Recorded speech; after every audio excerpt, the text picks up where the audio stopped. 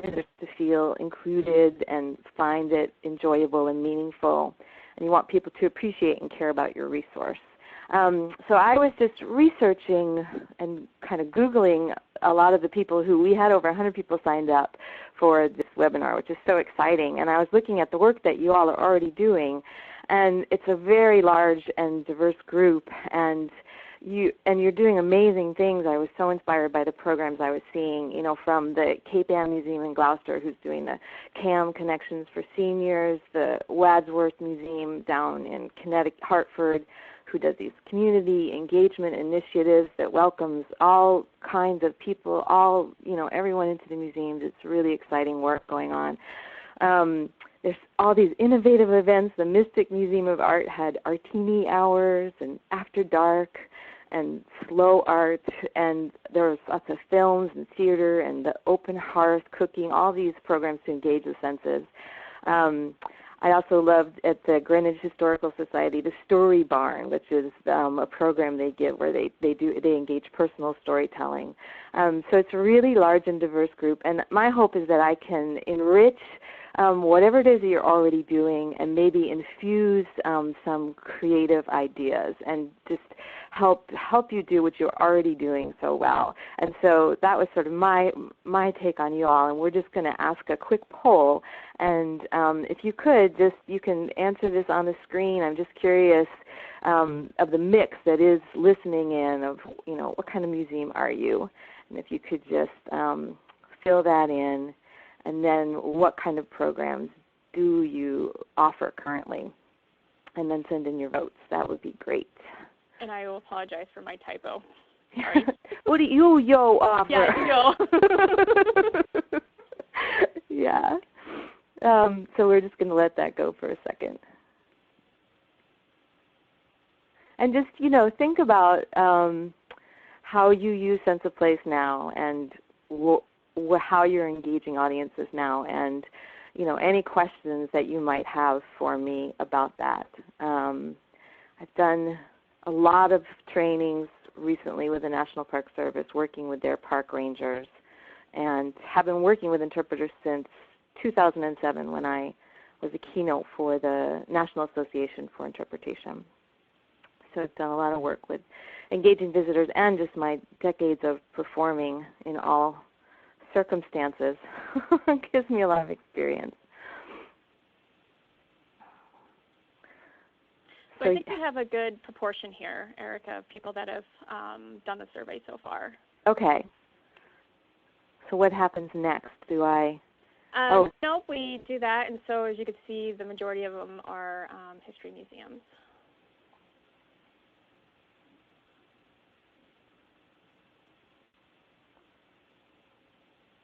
Then they come up with a poll, right? It's kind of cool. Yeah. Okay. Oh, there's so many exciting museums online. I'm so thrilled. Okay. Are you ready to go on? Yeah. Okay. And you're back again. Okay. So now do you show the results or do I just move on? Just move on. Okay. So we'll cover sense of place and what it means, a little bit, get into the definition a little bit. I'm going to talk about how to create well-balanced programs that engage. I'm going to give you some examples of creative, reflective components that you can add. And we're going to have time to discuss these ideas and what it means to inspire story making and sense of place connections. I'm hoping that this is really a discussion that I'm facilitating with all of you. So I thought, you know, I think that the challenges when you're doing interpretation, when you're connecting a resource to an audience, I just want to state that right up front, that I'm going to be calling your stuff, what you got, as your resource. I mean, that might be a park term because the bulk of my experience is working with natural sites and heritage sites. So I was thinking about museums, and we'll just call whatever you got a resource. You know, it could be a person, place, or thing. So giving information versus story making. And I say story making instead of storytelling because it's about evoking stories in the audience and the guest and the visitor. So we're going to address that challenge. Another one is meaning giving, telling people what it means versus evoking connections. And this is an example I wanted to share. I recently did a training for NEMA for the with National Mall and Memorial Parks in Washington, D.C., and one of their sites is the Vietnam Memorial, among many others. And researching for that, I came across this term for memorial and monument. It's a German term. It means it's called Denkmal, and that translates to thought object. And I thought, what an interesting reframe for what we think of as monuments and memorials that are about something specific. That if we think of them as thought objects, it can really give you a different way of having a conversation about them. And then the third challenge is this idea of, we want to give visitors what they want, what they're interested in, and we also want to guide them.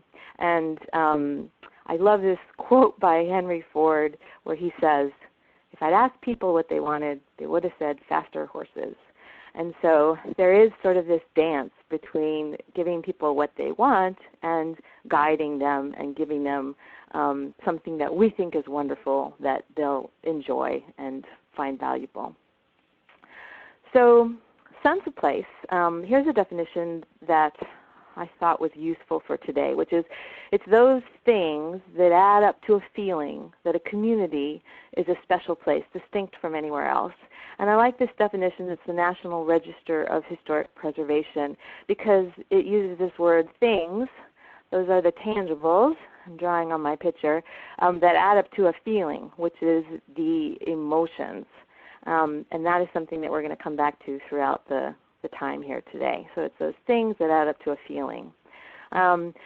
So for my work, I've been working with sense of place. I really started this work when I was in college, so about 30 years ago, and I've been engaged and thinking about sense of place ever since. And for me, what I've come up with as a definition is that it's the intersection of facts, information, and knowledge, and feelings, stories, and experiences. So it's where facts and feelings intersect. It's where information and story intersects, knowledge and experience. It's that really juicy intersection, and it's personal. It's subjective. So that is what I mean by this here. This is a quote that really sums up where I'm coming from, which is, if you don't know where you are, you don't know who you are. So that's by Wendell Berry, who's a poet and an author and a farmer. And the way that I approach it is that I'm always learning about myself and traveling to places and interacting with places and objects and people, and I learn about myself through these interactions. And it also, so it's just a dance between exploring who I am and learning about that through the places and people and objects that I encounter. So it's very sense of place. It's very personal. So I love that quote for that. And I think the idea, from just being a visitor and a user of museums, what is most memorable and meaningful to me is when you take it from capsules. This is an item. I use this slide. This is from an exhibit at the Clark, which was a wonderful exhibit a couple of years ago called Electric Paris. And it was about how the invention of the light bulb transformed Paris. And it became the city of lights. And it was this amazing exhibit, a real interaction between narrative and object and art and society. It was just one of those ones that you really remember. And it was so much more engaging than just learning about the history of the invention of the light bulb and, using, You all are doing this really well in many instances, but it's always really engaging when there is a narrative that gives it context, right? And so I want to just talk about sense of place, solution to giving narrative and context. So this is Fort Stanwix on the right, and that's it's a reconstructed fort in downtown Rome, New York. It's a National Historic Park that I worked with last summer. And so here you have a cannon on the, on the fort. It's looking out. It's in downtown Rome, New York, which is really interesting to begin with. Is that you have this fort, and then you look out on, current day modern Rome, New York. And I'm gonna talk a little bit more about Stanwix later, but I just want to tell you that, personally, I'm not a military buff, right?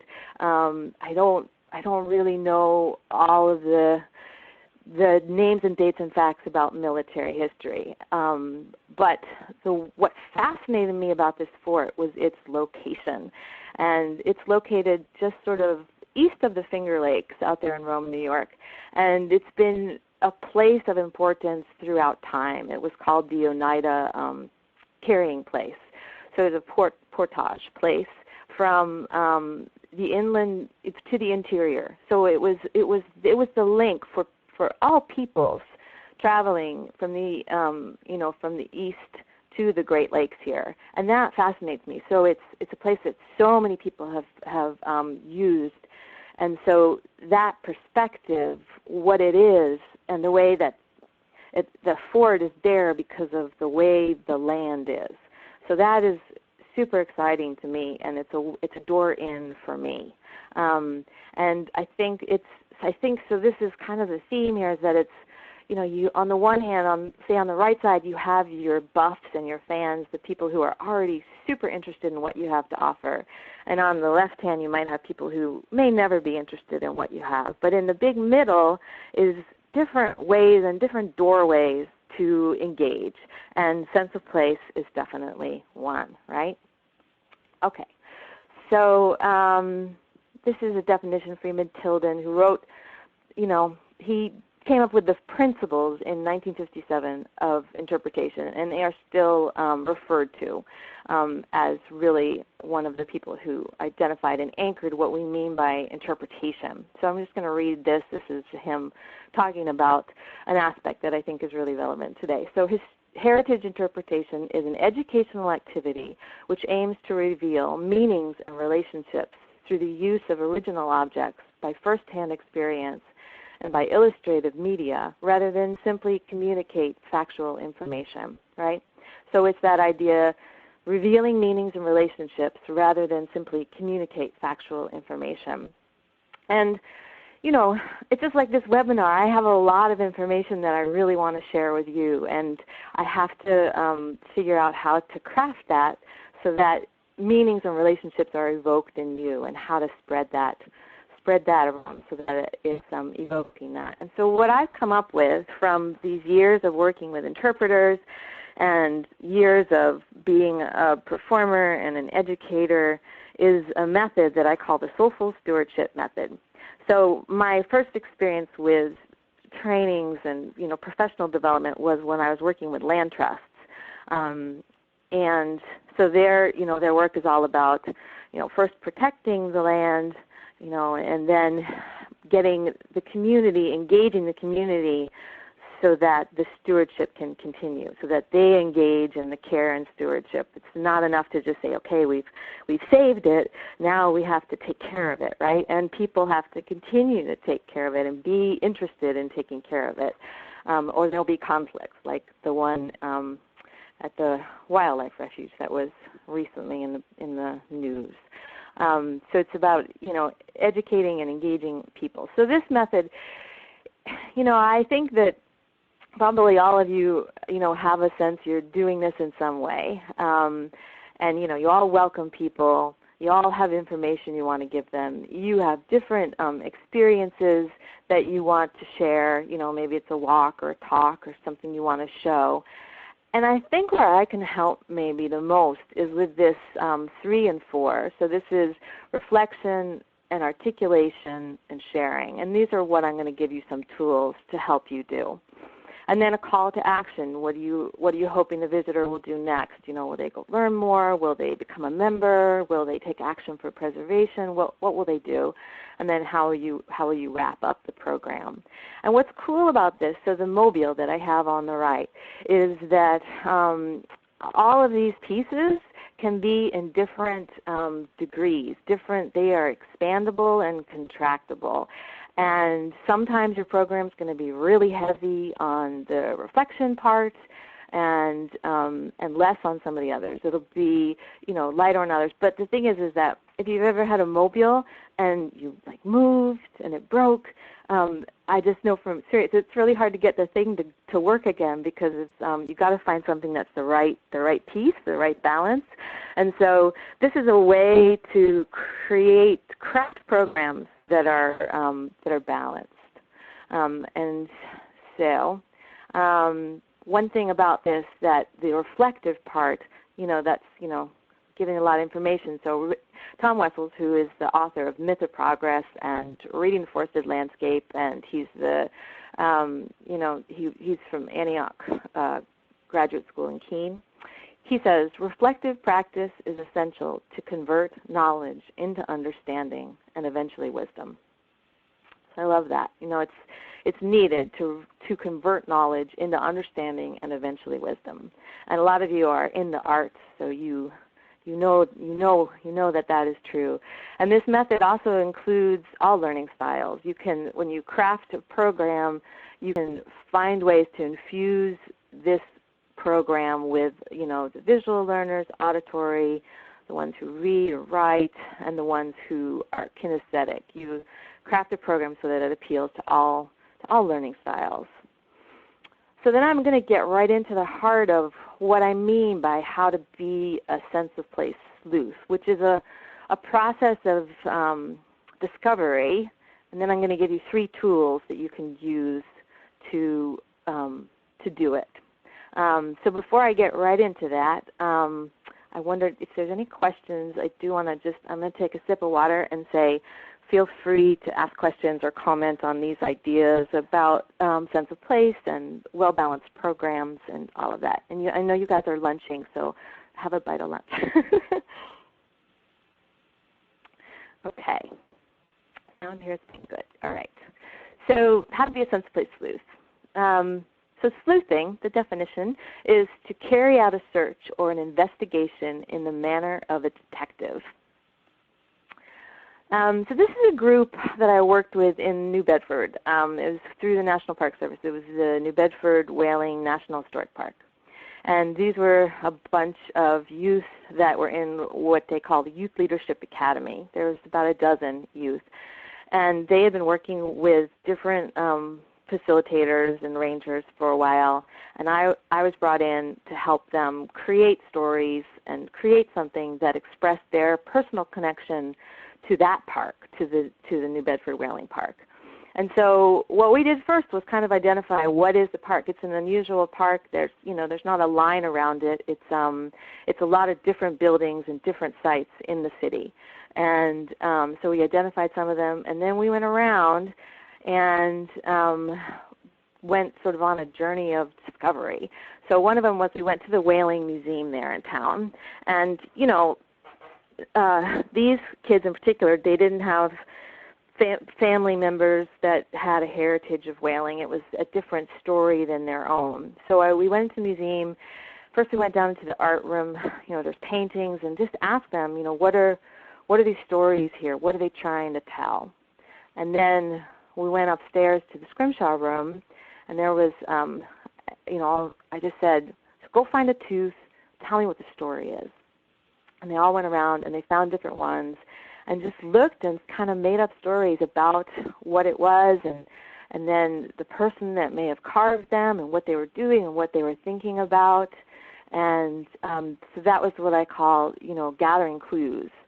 And we also talked about how they were sort of like, you could tell. It was to show them that you could tell stories in different ways. You didn't have to just verbally tell a story, right? You could paint a story. You could draw a story on an object. We talked about how these were a little bit like tattoos and that kind of thing. Yeah, and then the next part was we went back. I wanted to show them that these are ways of shaping stories, right? And so then we went back and gave them some creative processes to articulate their stories. How are these stories like your stories? I was with them for 3 sessions, so we really worked on what are their stories. And the outcome of that was a short video. It was just a pilot project, but it was so fun to do. And we called it Find Your Park, Find Yourself. So it was youth youth-centered. It was youth-led. It was just them going around with flip cameras and asking them, what is this site? How is this story important to you? You know, and there's stories that you may not know, you know, about Frederick Douglass. There's so many stories there, and everyone could relate to the scrimshaw, you know, of someone out on a boat away from home, thinking of everyone and wanting to communicate with them, you know. And so this video just, you know, said what the park meant to them, and what their stories were. And Darnell, who's on the right there, you know, he just said, finding your park, it's really like finding yourself. And so I was just love that.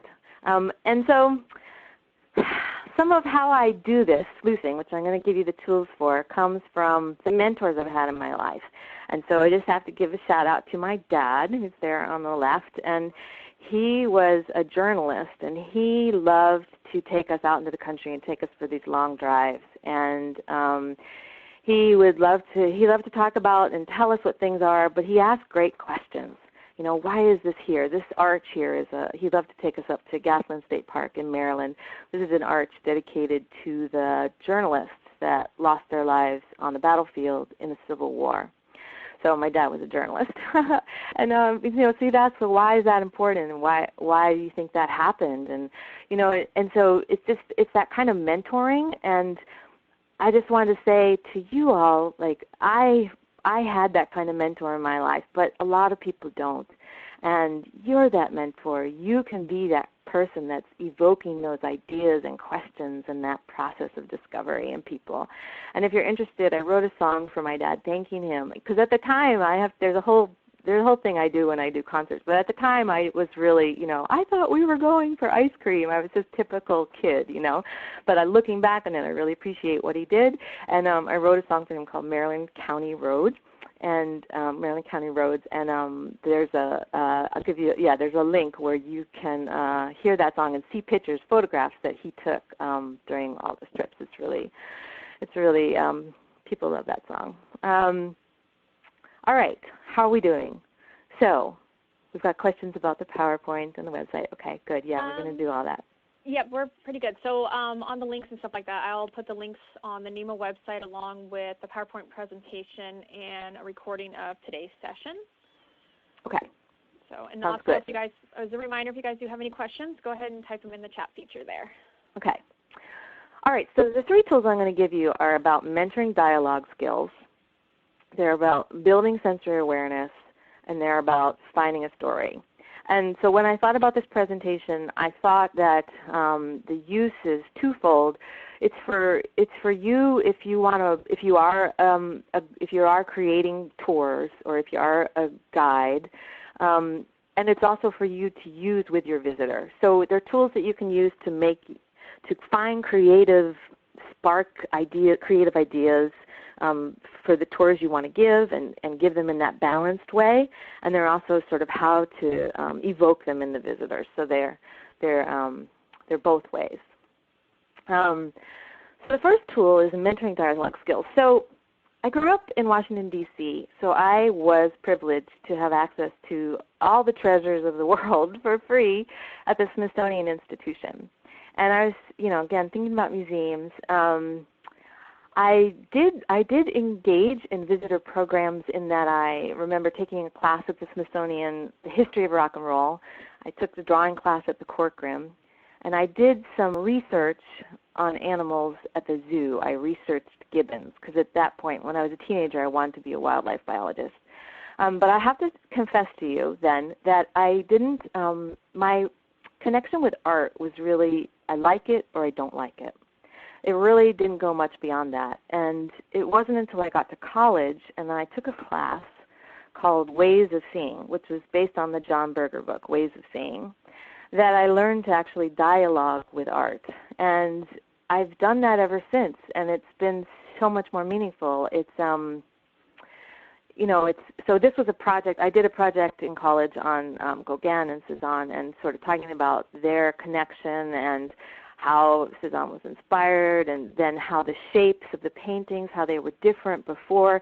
So it was really getting into that whole idea of context, like who were these people, what were the conditions, what was their connection, where were they painting, how was this different than paintings before. So that was so interesting and something that I've continued to do ever since. And that, so recently I'm going to give 2 examples of this, how I personally use it, right? So I was just out at the Clark. It was February. The Clark is the closest sort of larger art museum to where I live. I live in western Massachusetts. So they're just about an hour away from me. So it was a February day, and, they have a great permanent collection, and it's just interesting to see what catches my eye. A lot of these paintings I've seen, but on a different day, a different one will catch my eye. So this one was Monet, and it was about spring, and, we're just thinking that we're going to get spring here soon, but it isn't. And I just fell into the painting. I had a dialogue with it, the colors and the scents and the sky. And so on the right here, I put a picture of, spring in a city. Because I just want to say, every time I walk outside when I've been in the Clark for a while, I see the whole world differently. Everything, all the colors are brighter. And so another way that I use this, and I'm hoping you don't find this too shallow, but there's a fashion blog that I love called the Vivienne Files, and I can give you a link to that. But she has a segment in her blog that's called Start with Art. And this is another painting that they actually have at the Clark that I've seen many times. But I'll tell you, I never noticed the yellow until I saw it on her blog, and so she works it in, she like takes the colors, and then she creates outfits based on those colors. And I may not do this outfit, that's not me, but I love to, when I go to the Clark and I go to the museum and I see color, I see the paintings, and then I can think about them for what I'm wearing, and it makes art really personal. So that's another way to engage. Is I'm wearing art, I'm living creatively every day just by the combinations of colors I put on, or what I make, for a place setting, for dinner, all that. So I wondered if there's any, if you guys have any responses to that tool, to that kind of engagement.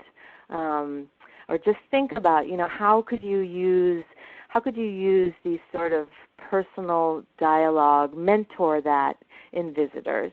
That's what I want you to think about. So the next tool is, I call it Check Your Earth Mail, and it's about building sensory awareness. So Check Your Earth Mail, comes from watching everyone check their email and their phones all the time and thinking, hey, whoa, wait a minute, if you just take a minute and wherever you are, you go through all your senses, you can receive so much information, and you can do this anywhere. So on the left here is a picture of me doing this exercise. The main thing about this is that you deprive your senses for a count of 10, right? And then when you bring them back in, they're more powerful. And it sounds simplistic. It sounds like something, oh yeah, kind of like meditation. It's like, oh yeah, breathe in, breathe out. We all know that. But giving a visitor an opportunity to tap into their senses is a gift, really. It's a retreat. And just to have that excuse, I think one of my favorite responses was I remember there was a guy who was an engineer. He's like, I'm not going to do that. And then, of course, it was like his favorite part of the program. So there's a whole practice that I can help teach, that I offer called Check Your Earth Mail. And it's all about slowing down and tapping into your senses. So here we are back at Fort Stanwix. And this is how I use this just want to tell you about, for a historic site. So it's called the Bastion. It's the Bastion of the fort, and we were all standing out there. And I had everyone go through this practice and, close your eyes. And then when you open them, what do you see? And so we went through the whole practice, and, it was kind of a rainy afternoon.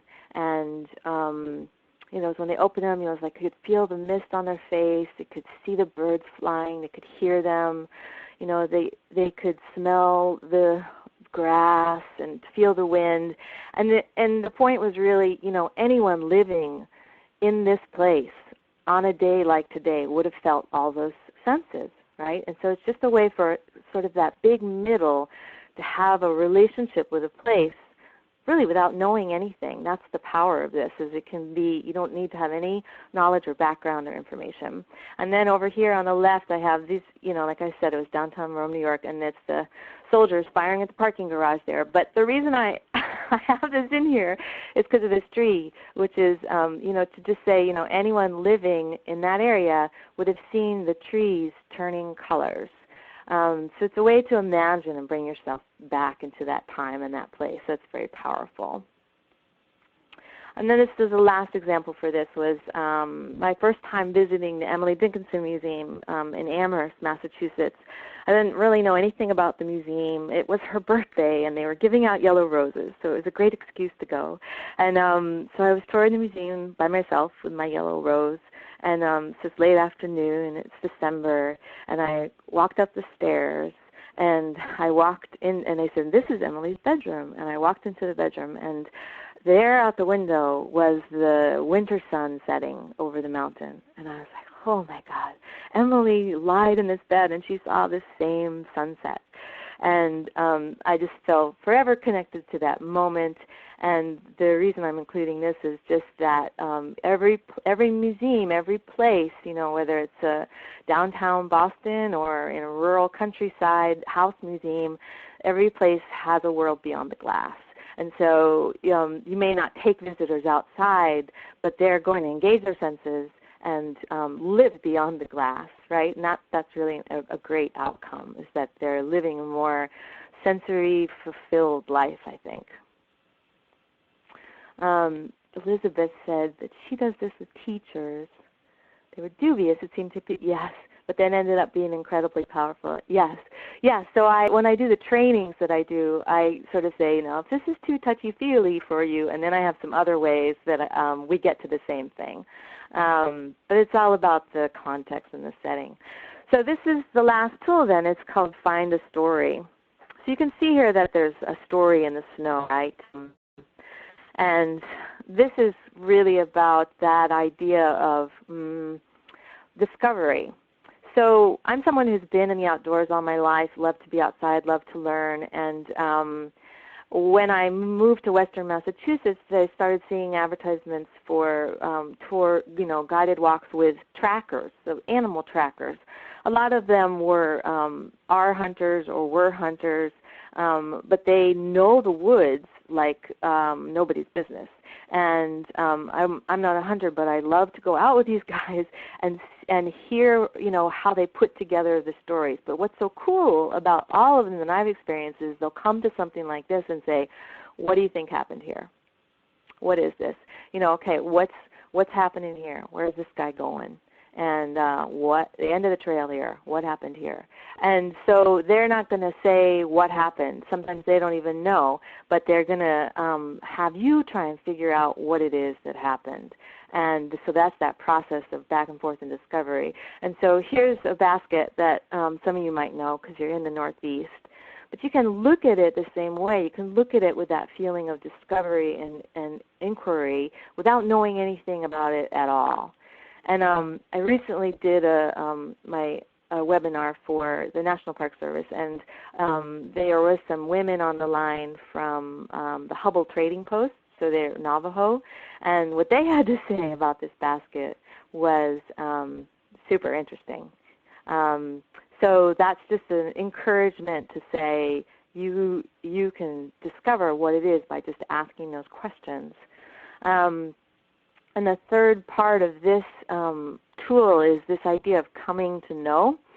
So that's a way, it's a mode of inquiry. It's like a scientific mode of inquiry that parallels Western science. So this is really, there's a great book called Native Science by Gregory Kiate, who is he's from the Santa Clara Pueblo. He's Kiwa. He talks a lot about how this, generations of knowledge and wisdom that is just by observation. And so I have a picture of a warbler here because when I was a teenager and did, hanging out with my youth Audubon group, before I hung out with them, I'd walk through the forest, I'd hear songs, but I wouldn't know who they were. I'd see little slitty things, but I wouldn't know what they were. And it was that same process of going out into the woods, seeing things, and having mentors say, well, what's the band over the eye? What's the beak look like? What's the tail feathers look like? Okay, come back to the field guide, learn more, back and forth, back and forth. And this example came to mind because I'm going to be working with Historic Deerfield shortly. And so I've been, investigating sleuthing around and seeing what there is there. And I will confess to you, I really don't know. I really am naive when it comes to furniture. I'm a novice, let's say. I don't know anything. And I went to the Flint Museum and kind of went around the first time, and I was bewildered, sort of like how I would have been in the woods when I was a novice bird watcher. Then I went back again, and I read the sign, and it said, look at the kind of wood, look at the ornamentation, see if you can figure out how it was made. So more and more things to help me try and make some sense of it. And now I'm curious to know, where does it come from? What period does it fit in? All those things. So it's a process of discovery. And I'm just coming to the end here, and I want to just have a conversation and hear if how you do these kinds of programs at your museums now, and also really open it up to questions, because like I said, it's a diverse audience here, and I just want to help you and enrich and infuse what you already do. And the conclusion, my main point here, is that you pull on one thread and you find many stories. I live in Coleraine, Massachusetts, which has, like every place, a lot of history, many layers of history. And by just learning, why is this hill called Catamount Hill, I've learned the history of America starting in the 1600s. And so it's just a great way of learning. And my encouragement to you is that facts are just one layer of the story. And that if I could, I would hand out poetic licenses so that you can kind of create some space for discovery and some breathing room for creativity, and interweave facts and emotion and story with whatever it is that you're helping people to learn about. And that, like I had said before, that there's this continuum of engagement, that on the one hand you have people who already love what you're doing, and on the other hand you have people who they're not into it. They're hostile or angry or detached. But it's really this huge opportunity of people who are not already engaged. They're maybe bored or neutral, a little bit curious. Those are the people that these tools and that Soulful Stewardship method can help you to engage. And so that's what I'm hoping that this can do, is mentor. So all of that is about mentoring a dialogue with the resource.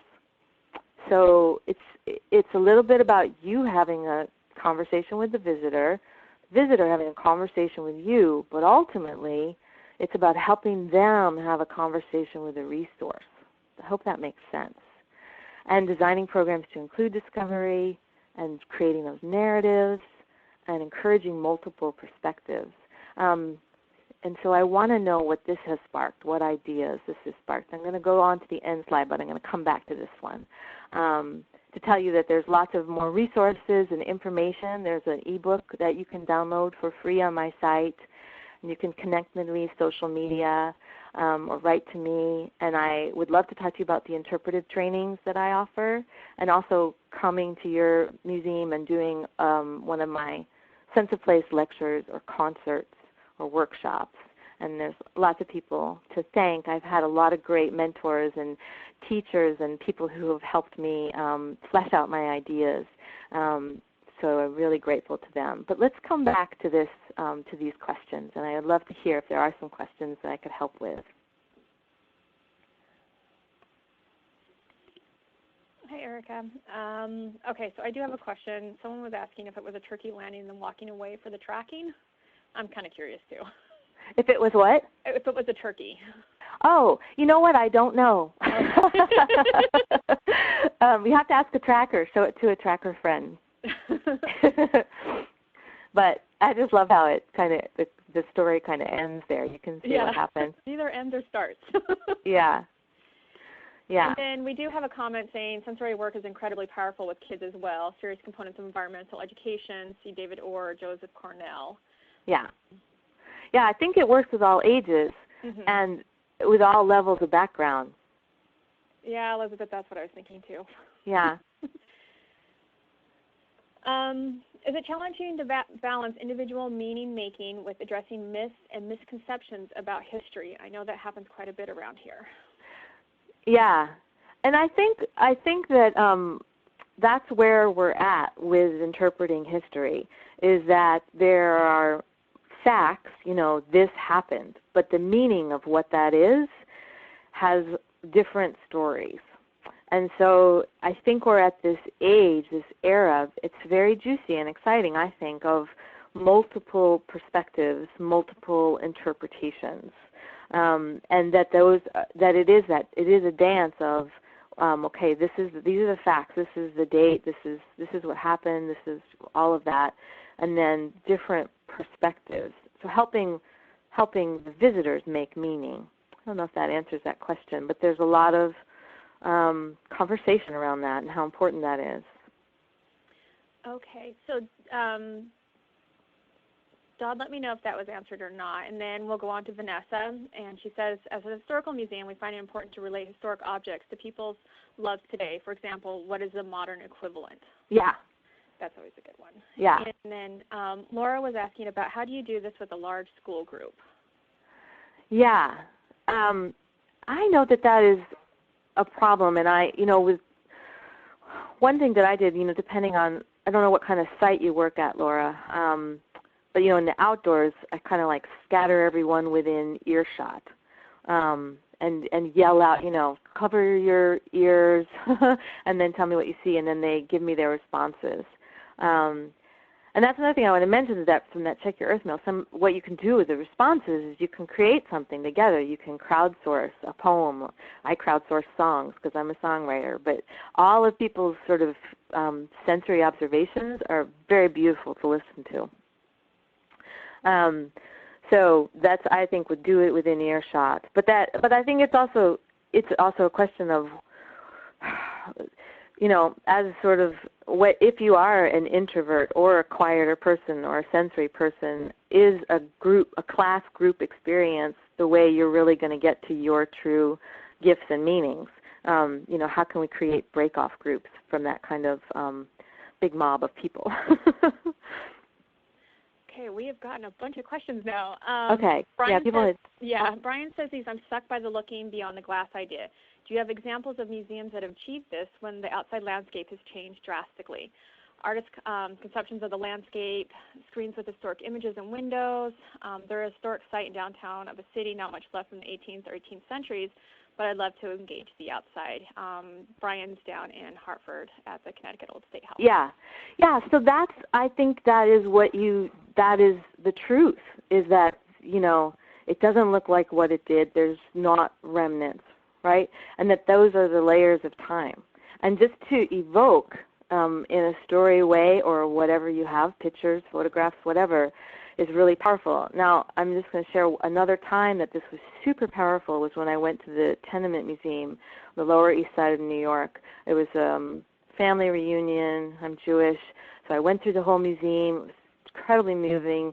And the very last thing I think they did was, I was just really identifying with it all. And the very last thing they did was they opened the window and they said, and that immigrant story is still going on today. And you looked out onto the street, and at that time I think it was a Korean neighborhood. So those layers of time, that is, if I didn't explain it clear enough, sleuthing is about finding the layers of time, the facts, stories, and interweaving them with the personal stories and experiences. Yeah. And then Dorothy would just like to make a comment. She's like, wow, what an eye-opener this has been. At the Historic House where I volunteer as a docent, we've been only been focusing on the facts, and that's pretty boring. We will need to get the docents more engaged in order to get the audience more engaged. Dorothy, go for it.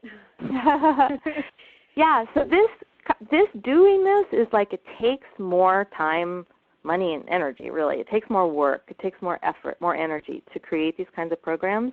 But, you know, you do it as a gift for your visitors, and then it helps them do it, and they pass it on, right? And then Kate is wondering, is there any data that supports this type of programming to maybe encourage people or who are hesitant about giving the power over to visitors more concerning interpretation? I know that's something that's brought up quite a bit. Yeah, and I think that there is a lot of people writing about it and resources and references. I think it's a very hot topic, and I know it is in the National Park Service where I've been working. You know, they have a whole, they're talking a lot about how to include multiple perspectives in their interpretation, including the visitors' perspectives. And I just know from engagement that everyone has said, you know, using the senses and all of that. So in terms of specific data, I can reach out to me and we can connect about that. Okay, and I know this next one has been brought up at our last conference, and we'll be talking about it at our conference in Mystic. Do you have any recommendations for encouraging engagement with topics that might find uncomfortable? For example, slavery in America or the forced removal of Native Americans. How do you make sure that people feel safe to explore and express opinions? Awesome question. And I think a lot of that is addressing that. And, you know, I think of it as it's the layers of time that are part of the story that make up the truth of what's here. That it's not a, you know, it's no longer us as an authority saying this is what this means, but allowing room for that and learning the art of asking great questions. And so when I work with sites, you know, this, as I said, this was general, but you know, the answer to that can be very site specific and really crafting and creating how you're going to create that in a well-balanced way. What questions are you going to ask? Role-playing that, working that out, and also finding that those answers in yourself, so that you can help others find those answers. You know, and just you being a guide and a mentor in that way.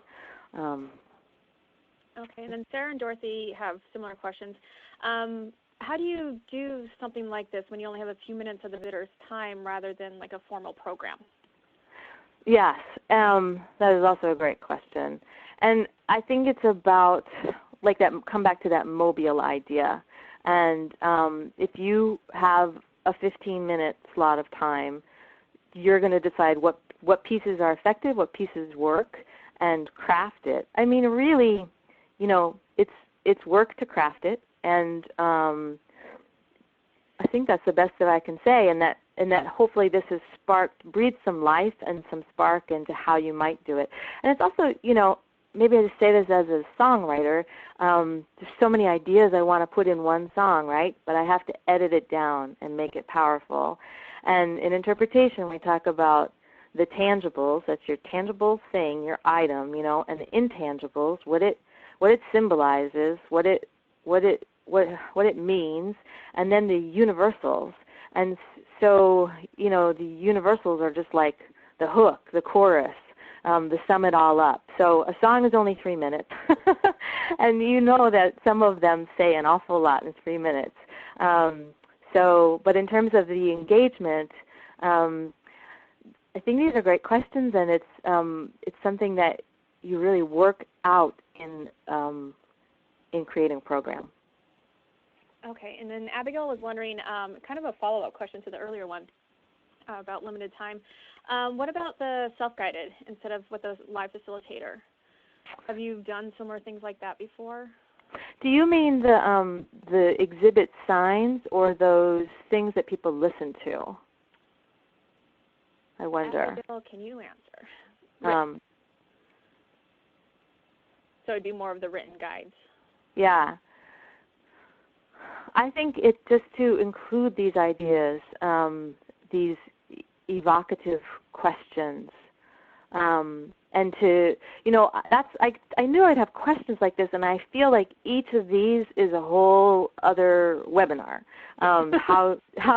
Which I would be happy to do at some point. How to create interpretive exhibits that evoke connection. And I, could give you a lot of examples of ones that have worked really well for that.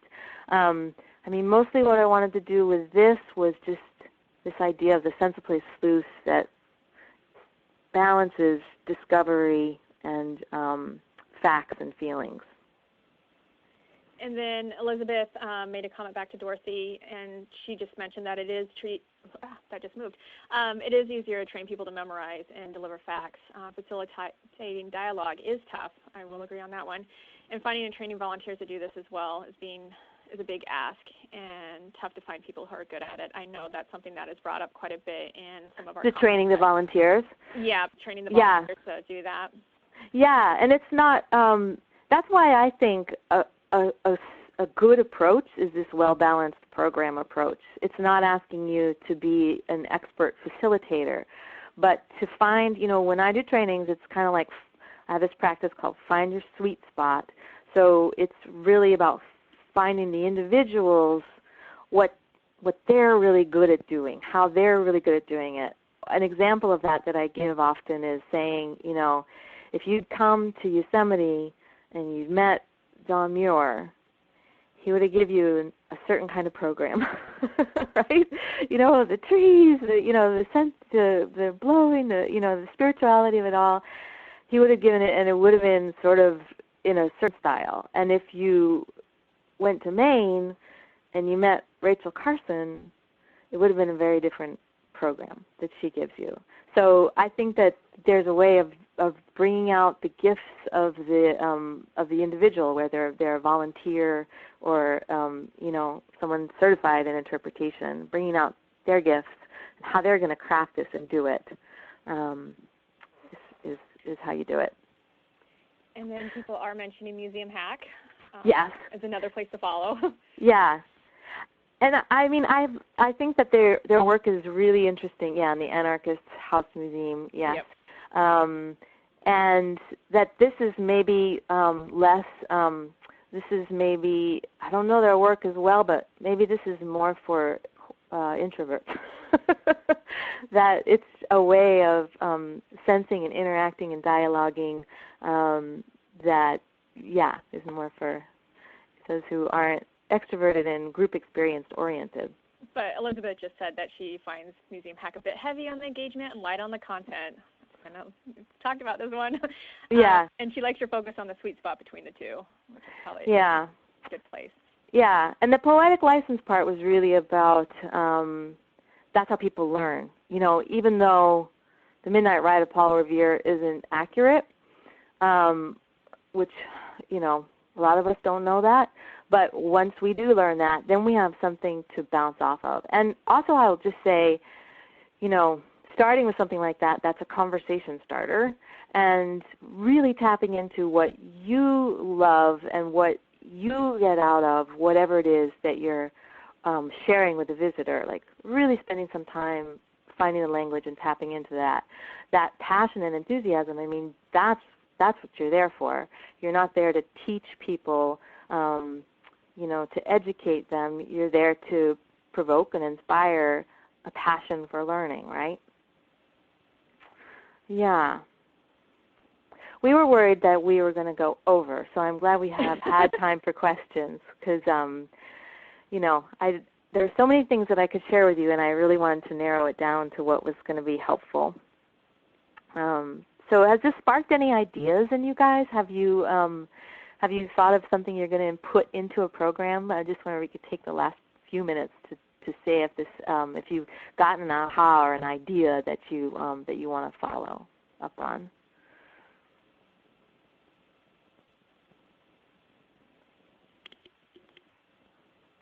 They're a little bit silent. Wow, you guys.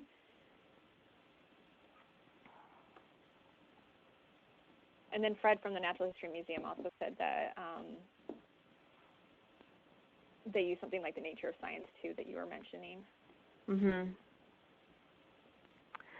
Yeah, and so I encourage you to reach out and hop over to my website and download the ebook for some more practices, and let me know if this is how this is useful to you guys, and also the idea of customizing it to your site and customizing it to the people that you have, the treasures that you have, the pillars. That's the other thing I don't think I said is that I just thank you so much for what you all do. You are the pillars of your community, and you are the stewards of our treasures, and I just really appreciate all the energy that goes into doing that.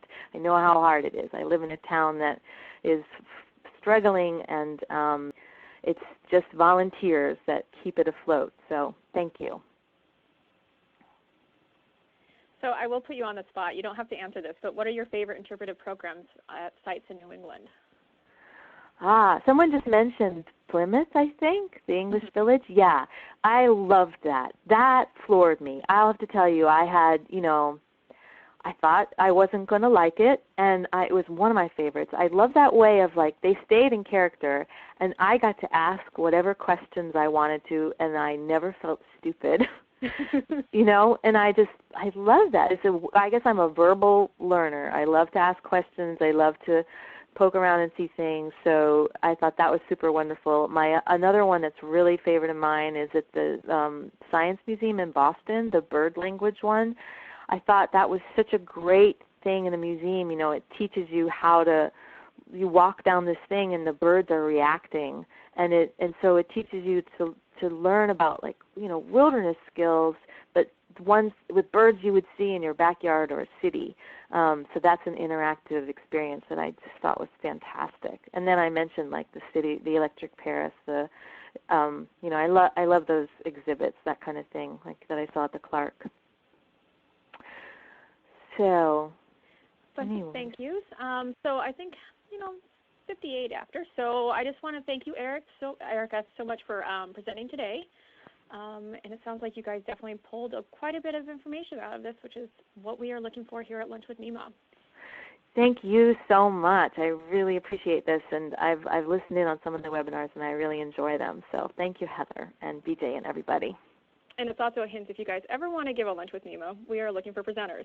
Just contact the NEMA office.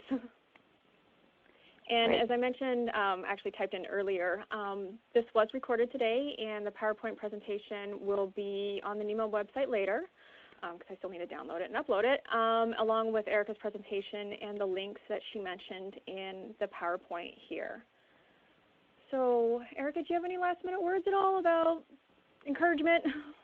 Just that I think you're the pillars of community, and that I appreciate the work that you're doing, and that these are they're just here to reinforce and reinvigorate your programs and see what you can apply. So thank you so much. All right, thanks everybody, and we look forward to seeing you at the April Lunch with NEMA. Thanks. See you next time. Bye.